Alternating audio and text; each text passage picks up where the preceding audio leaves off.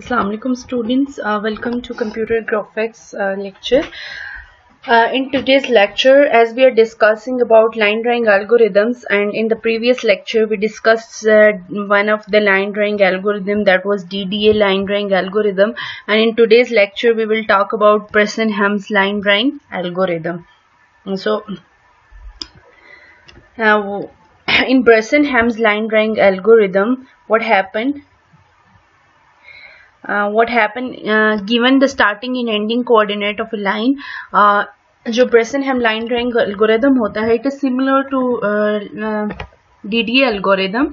जैसे कि DDA algorithm में आपको starting and ending coordinate of line के एक स्टार्टिंग और एंडिंग कोऑर्डिनेट गिवन होते हैं, इसी तरह ब्रेसेनहम लाइन ड्राइंग एल्गोरिथम में भी आपके पास लाइन के स्टार्टिंग, और जैसे कि ये एक लाइन है, लाइन बेसिकली क्या होती है, आपके पास कॉम्बिनेशन ऑफ डिफरेंट पॉइंट्स, यानी डिफरेंट पॉइंट्स से मिलके लाइन बनी होती है. लाइक एक पॉइंट ये है, पॉइंट ये है, ये पॉइंट है, ये पॉइंट है, ये पॉइंट है, ये सारे मिलके आपको एक लाइन जनरेट करते हैं. सो आपको गिवन क्या होता है कि this point which is called as x not and y not, starting point दिया होता है, और एंडिंग पॉइंट दिया होता है which is called x n and y n. So starting and ending coordinate given होते हैं आपके पास using the Bresenham line drawing algorithm. आपको ये बिटवीन जो पॉइंट्स हैं, ये जो दरमियान में जितने भी पॉइंट्स हैं, ये सारे आपको फाइंड आउट करने पड़ते हैं to generate the line. So what is the procedures? You are given with the starting coordinate which is known as x naught and y naught, जिसमें मैंने अभी आपको बताया कि दो पॉइंट्स गिवन होते हैं, एक स्टार्टिंग पॉइंट और एक एंडिंग पॉइंट. स्टार्टिंग कोऑर्डिनेट्स को हम x नॉट y नॉट कहते हैं और एंडिंग कोऑर्डिनेट्स को x not n and y n से डिनोट किया जाता है. The point generation using Bresenham line drawing algorithm involve the following steps. इसमें बाकी के जो दरमियान वाले इंटरमीडिएट पॉइंट्स होते हैं उनको जनरेट करने के लिए आप ब्रेसेनहम लाइन ड्राइंग को यूज करते हैं, और there are the different steps which involve in generating in between points. And the first step is what you have to do. First of all, you have to calculate delta x and delta y. Delta x and delta y from the given input. जो आपको given input होती है, given input क्या होती है, starting coordinate और ending coordinate, उसको use करते हुए आपने delta x और delta y आप क्या करते हैं, फाइंड आउट करते हैं.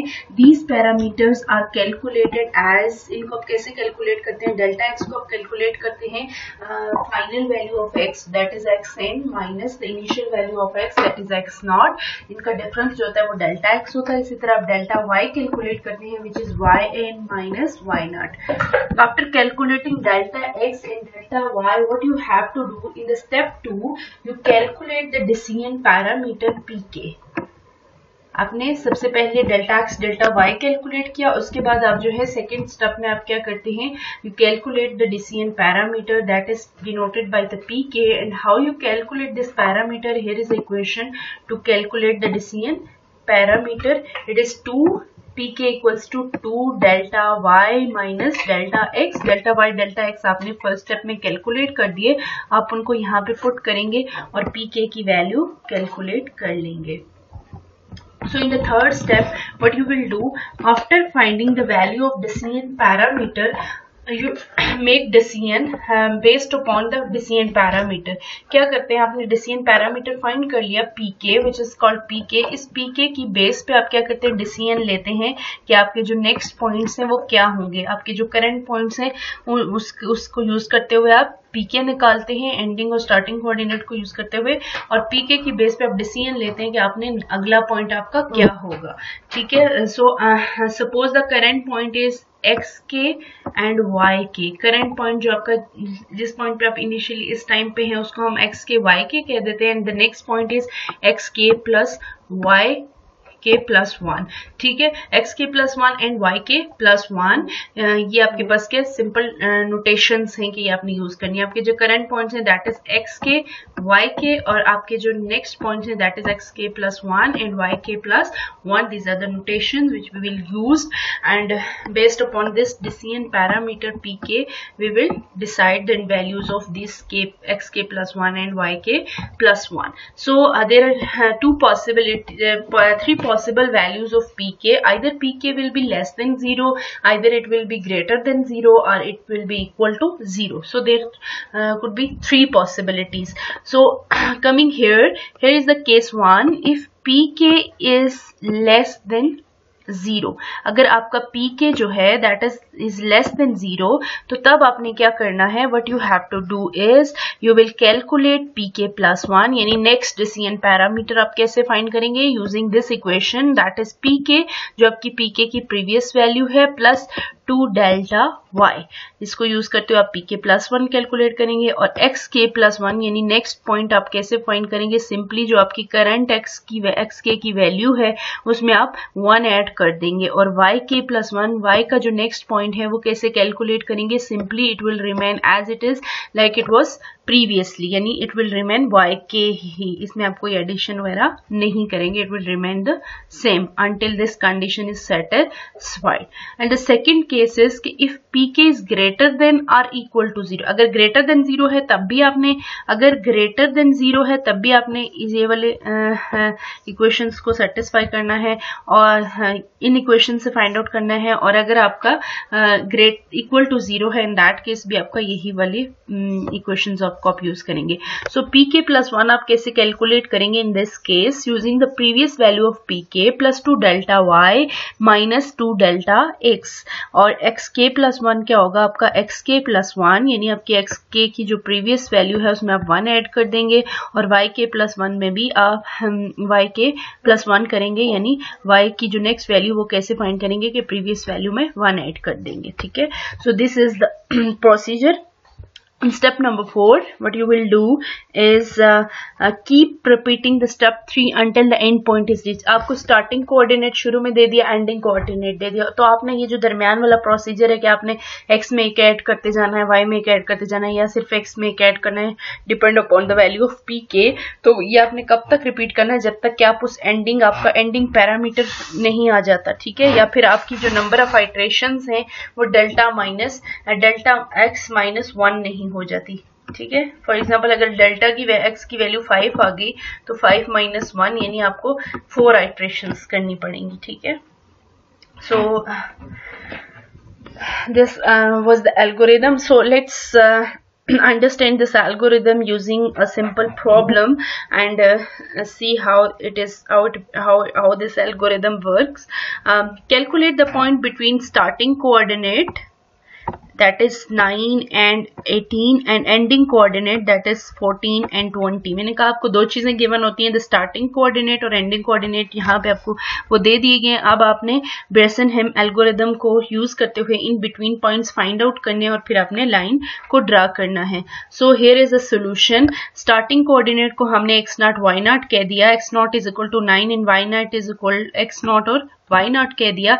x0 जो है वो 9 है और y0 जो है वो 18 है. इसी तरह एंडिंग कोऑर्डिनेट्स को हमने xn और yn कह दिया, और एंडिंग कोऑर्डिनेट हमारा क्या है, xn हमारा क्या है 14 और yn क्या है 22. तो फर्स्ट सबसे पहले आपने क्या करना है, डेल्टा x और डेल्टा y कैलकुलेट करना है, delta x and delta y calculate करना है. सो यहाँ पे हम डेल्टा x कैलकुलेट कर रहे हैं. डेल्टा x क्या है, xn माइनस x0. सो xn की वैल्यू आपके पास है 14 और x0 की वैल्यू है 9. 9 माइनस 14 इक्वल्स टू 5. इसी तरह आपने डेल्टा y कैलकुलेट करना है, that is yn minus y0 equals to 22 minus 18 which is equal to 4. यहाँ तक क्लियर है. आपने डेल्टा सेकेंड स्टेप में आपने क्या करना है, you have to calculate the pk. So calculate the decision parameter pk using the equation 2 delta y minus delta x. जो आपका इनिशियल स्टार्ट में pk होगा वो आपने इस फॉर्मूले से कैलकुलेट करना है, 2 delta y minus delta x. 2 as it is आ गया. डेल्टा y की वैल्यू जो आपने प्रीवियस स्टेप में निकाली थी दैट वाज 4, वो आपने यहाँ पुट कर दी, minus delta x that is 5. ठीक है, सो ये आपके पास वैल्यूज आ गई, इसको हमने सॉल्व किया तो हमारे पास आंसर आ गया 3. ठीक है, so decision parameter pk equals to 3. आपका pk जो है वो इक्वल्स टू 3 है, which is greater then 0. 3 is greater than 0. So what you will, which case is satisfied? The second case is satisfied. Second case आपके पास क्या था? Second case satisfy हुआ और second case ये था कि जब आपका जो है वो pk greater than 0 हो तो आपने x में भी 1 ऐड करना है और y में भी आपने 1 ऐड करना, और जो आपका नेक्स्ट pk है वो आपने इस इक्वेशन के थ्रू कैलकुलेट करना है, that is pk plus 2 delta y minus 2 delta x. So here in this example the case number 2 is satisfied. pk is greater than 0, so the case 2 is satisfied. Thus pk plus 1 आप कैसे calculate करेंगे? जो equation ये वाली है कि pk plus 1 is equal to pk plus 2 delta y minus 2 delta x. इससे आप pk कैलकुलेट करेंगे pk plus 1, और xk plus 1 क्या हो जाएगा कि आपका जो xk है, ठीक है, प्लस 1. अब एक्स के क्या होता है? आपका करंट पॉइंट. तो आप इनिशियल पॉइंट से स्टार्ट करें, जो आपका स्टार्टिंग पॉइंट है वहां से स्टार्ट करें. तो आपका जो एक्स के था वो स्टार्टिंग पॉइंट में क्या था? यहाँ पे आपके पास गिवन है आपका स्टार्टिंग एक्स के क्या है? 9. ठीक है, सो 9 प्लस 1 आपने किया, 9 प्लस 1 10, और इसी तरह आपका वाई के क्या था? 18. तो 18 plus 1 equals to 19.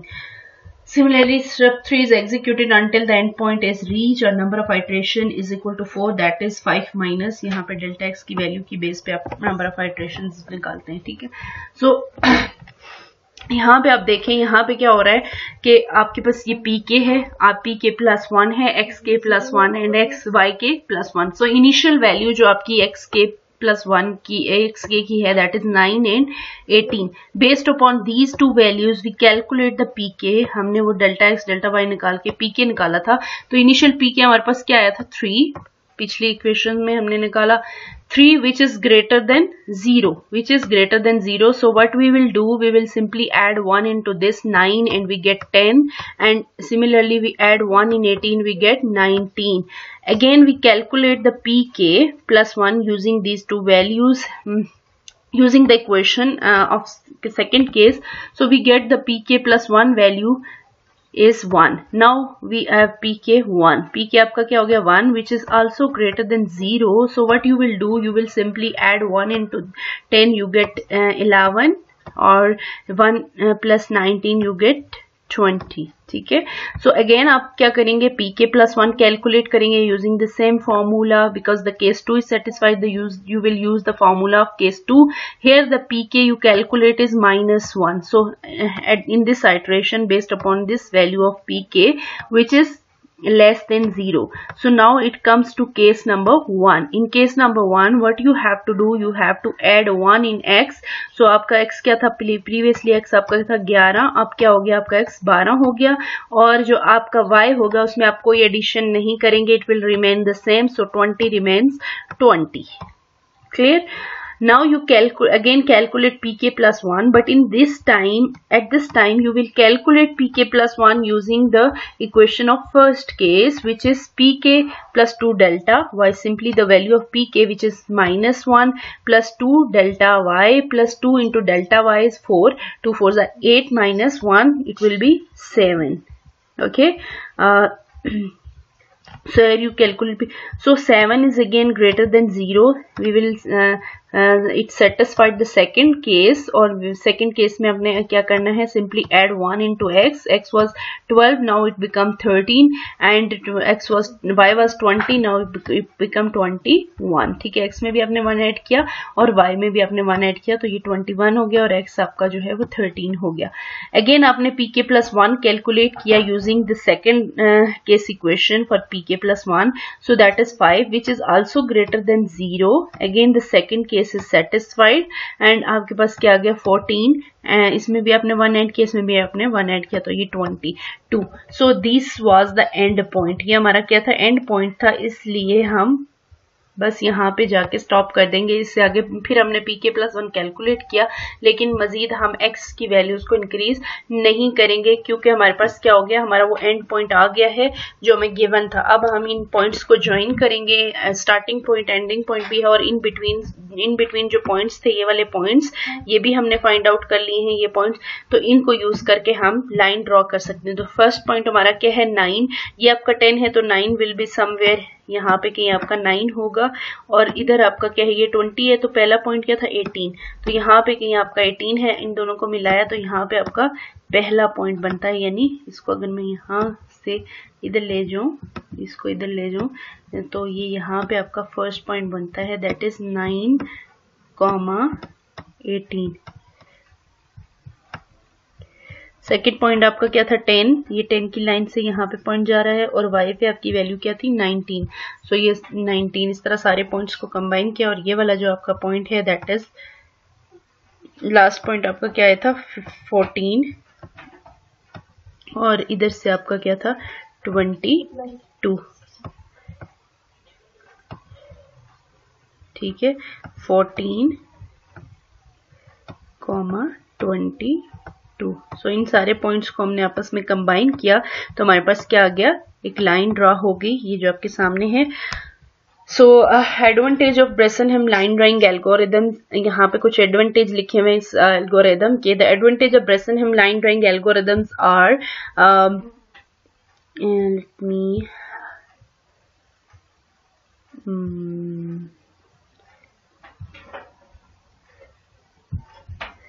algorithms are, it is easy to implement। अब इसको क्योंकि आपने देखा कि equations are very simple, you can easily implement this, it is fast and incremental. आप हर स्टेप में क्या कर रहे हो, एक्स की और वाई की वैल्यू को इंक्रीज कर रहे हो। It execute fast but less faster than DDA algorithm, ये फास्टली एग्जीक्यूट होता है but it is less faster than the DDA algorithm. जो हमने पहले एल्गोरिदम पढ़ा था उसके कंपैरिजन में ये थोड़ा स्लो होता है, लेकिन still it is fast. Point generated by this algorithm are more accurate than DDA algorithm, और इससे जो हम पॉइंट्स जनरेट करते हैं दे आर मोर एक्यूरेट। इसकी accuracy compare to DDA algorithm क्या होती है, अच्छी होती है। 100% एक्यूरेट नहीं होता, लेकिन जो पॉइंट्स की एक्यूरेसी है वो डीडीए एल्गोरिदम से अच्छी होती है। It use fix points only. Disadvantage of Bressenheim line drawing algorithm, there are some disadvantages of this algorithm. Though it improved the accuracy of generated points, but still the resulted line is not smooth। आपकी जो resulted line होती है वो smooth नहीं होती, it has some zigzags, like you can see here कि line आपकी जो है वो smooth नहीं है, यहाँ जा रही है, यहाँ से फिर ऐसे ऐसे ऐसे लाइन है, so line is still not completely smooth। Algorithm is for the basic line drawing. इस एल्गोरिदम को यूज करते हुए आप बेसिक लाइन ड्रॉ कर सकते हैं, लेकिन आप कम्प्लेक्स लाइंस या कम्प्लेक्स इक्वेशंस को हैंडल नहीं कर सकते, ठीक है। This is the end of lecture. If you have any question you can ask me any time. Okay.